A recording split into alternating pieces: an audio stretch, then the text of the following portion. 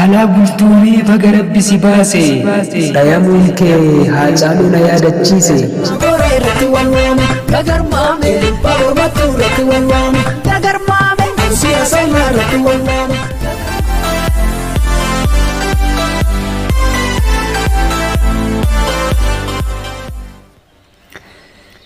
Caalaa bultuumee baga Rabbi si baase dhayamuun kee haa caalu na yaadachiise. Hardhaa miti duris akkanatti hobbaafachiisanii hayyootaa fi goota meeqaa dhabamsiisanii. Hachees qaroo namaa akkanatti hudhamne dhugaa barbaacha qeerroon alaa oliin galle. Tasfaayee Ayyanoo fi Tasfaayee Walda Maariyaam jedhanii waliin dhayan dhugaas waliin baasanii akkuma hacee abjadiin maranii boolla si kaayan. Godaannisuma ta'ee nutti hafaa siidaa kararratti dhaabanii nu boochisaa. Nu toogumaa hin baafnu goota keenya jedhee faarsaa oolla sibbinee dhiichisaa. Lubbuun habuu kee baay'ee gammanne duris gootota keenya dhugaa isaa osoo akkanatti ifatti arganne.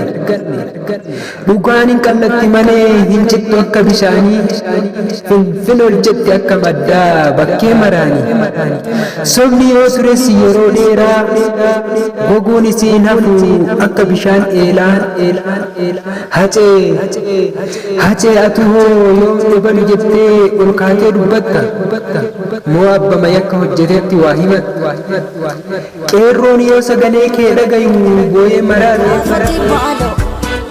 Maaloo hin himadhu beekee akkaan si jaaladhu qofanni nan beeka akeekee.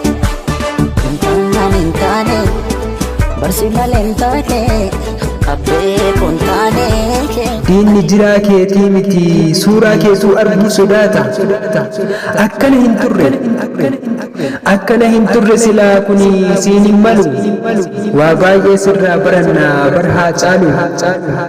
Ati hardhallee hin duune nuuf fakkeenna. Hojii makee kana yaadannee teennee boonna. Qaanqeen gaafas qabattee hanga har'aa hin dhaabne.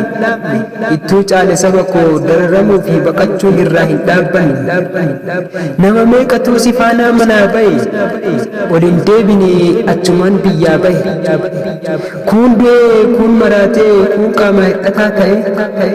Hacee beektaa garuu maalirraa akka ka'e. Caalaanis rabbumatu rabbiin ta'eefi amma hubatee jira akka diinni boolla kaa'eefi. Keetis guddaa wayyaane qabsoofte qeerroo fi qarree sirbitee daandii irratti bobba'e.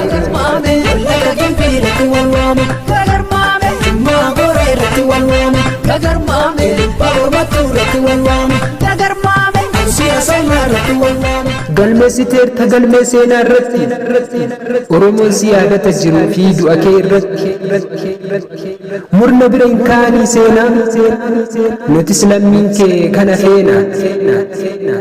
Atuu maatii kootiif amantii koo guddifadha jettee galte diinni dhukuma kee jala jirti yoomsi bira hafte.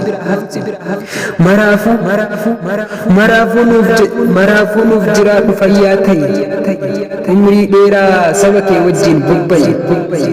Umrii dheeraa saba kee wajjin bubba'i. Galatoomaa waan na dhageeffattaniif hundi keessanuu biraan nagaa sheer sabiskiraayib laayik gochuun Arsii Miidiyaa YouTube.